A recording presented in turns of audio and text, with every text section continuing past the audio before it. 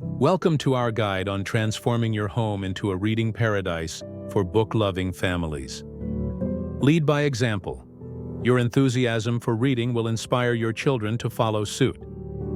Create a dedicated reading space that's so inviting, your kids won't be able to resist. Place books strategically throughout your home, making them easily accessible in every room. Embrace the power of reading aloud. It's not just for bedtime, make it a cherished family activity. Choose age-appropriate books that ignite curiosity and keep young minds engaged and excited. Establish a daily reading routine that fits seamlessly into your family's schedule. Get creative with reading spaces. Transform unexpected areas into cozy book nooks. Make mealtime a literary adventure with reading-themed activities and book discussions. Navigate the digital reading landscape by balancing screen time with physical books.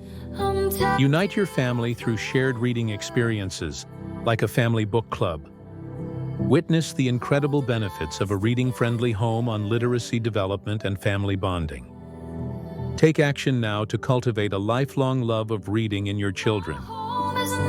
For more tips on creating your family's reading paradise, click the link in the description.